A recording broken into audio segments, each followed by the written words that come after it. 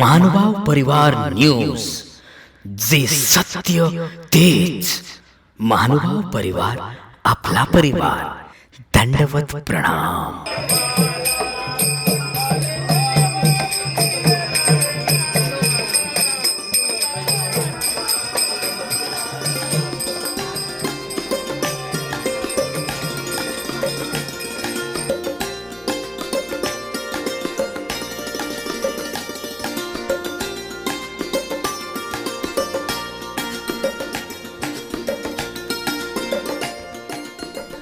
सुराणे येथे भव्य सत्संग सोहळा संपन्न.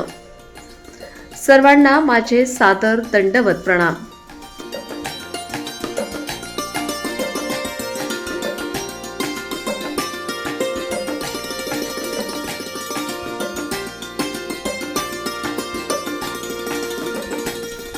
रविवार दिनांक 1 फेब्रुवारी रोजी बागलाण तालुक्यातील सुराणे येथील ईश्वर सेवक बाबूलाल भट्टा लांडगे यांच्याकडे भव्य सत्संग सोहळा संपन्न झाला.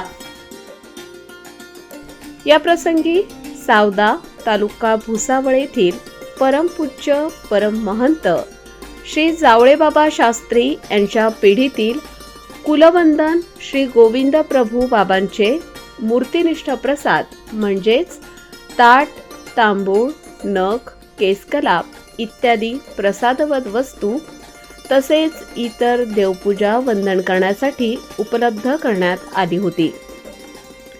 यावेळी कळवण, देवळा, सटाणा व मालेगाव तालुक्यातील तसेच नाशिक येथील महानुभाव पंथीय बांधवांनी दर्शनासाठी मोठ्या प्रमाणात गर्दी केली होती.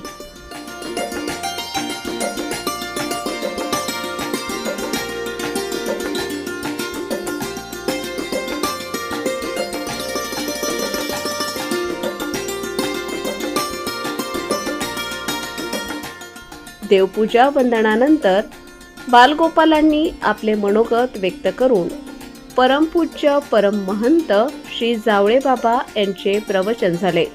नामस्मरण विधी आचरण करीत असणारे आचारवंत, ज्ञानवंत, बोधवंत, संत, महंत, भिक्षुक, वाचनिक आणि सर्व सद्भक्तांना माझा दंडवत प्रणाम. मी कृष्णा प्रशांत सावळे, आजच्या 7व्या सत्संगात तुम्हा सर्वांना एक गोष्ट सांगतो. जर परमेश्वर आपल्या पाठीमागे राहून तुम्हा सर्वांना असं वाटत असेल तर मंदिरात जाण्यापेक्षा स्वतःच्या हृदयातून परमेश्वराची मूर्ती बनवून कोणाचाही वाईट विचार करू नका.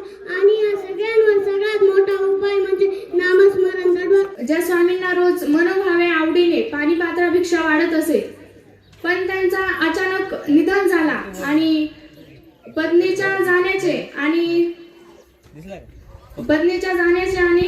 स्वामींची सेवा खंडित होईल या विचाराने वामन बेंदूंचे मन अत्यंत दुखावले आणि ते म्हणू लागले की आता माझ्या स्वामींना पाणीपात्राभिक्षा कोण वाढेल.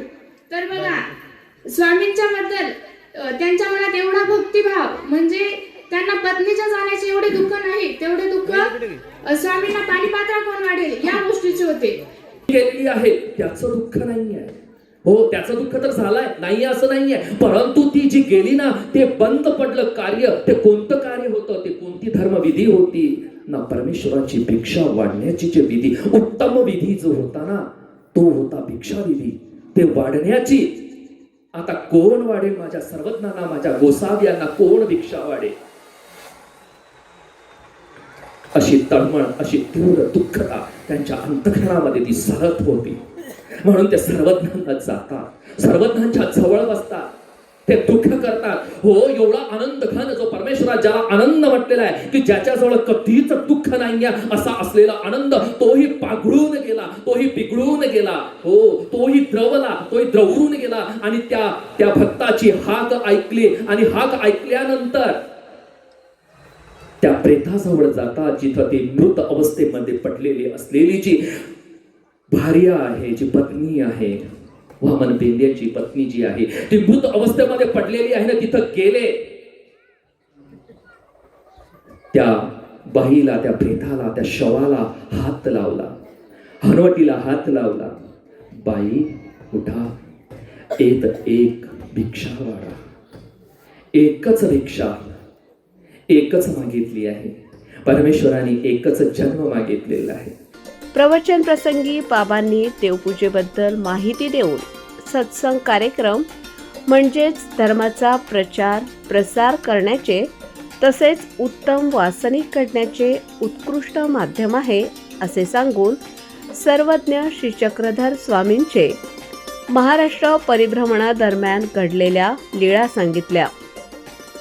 तसेच कसमादे उपदेशी परिवाराचे विशाल वटवृक्षात रूपांतर झालेले असून ते बघून कोणालाही आनंद होईल तसा आम्हाला देखील आनंद झाला आहे असे प्रतिपादन करून पुढील कार्याला शुभाशीर्वाद दिलेत. कार्यक्रमाच्या अखेरीस महाप्रसाद तसेच श्री चक्रधर भजनी मंडळ मुंजवाड व अजमेर सौंदाणे यांचे भजन कार्यक्रम झाले. या कार्यक्रमास परमपूज्य परममहंत श्री जावळेबाबा शास्त्री यांचे शुभचिंतन लाभले होते. तसेच परमपूज्य परममहंत श्री जयेशमुनी बाबा मराठे गंगापूर व ईश्वर सेवक श्री भिकन दादा गायकवाड रवळजी यांचे मार्गदर्शन लाभले होते. तसेच पुढील सत्संग कार्यक्रम 1 मार्च 2026 रोजी मालेगाव तालुक्यातील खलाने येथे श्री चक्रधर सेवा उपदेशी मंडळ यांनी आयोजित केला आहे अशी माहिती सत्संग समितीने दिली. आजच्या बातमीपत्रामध्ये इथेच थांबूया. पुन्हा भेटूया पुढील बातमीपत्रात. तोपर्यंत सर्वांना दंडवत प्रणाम.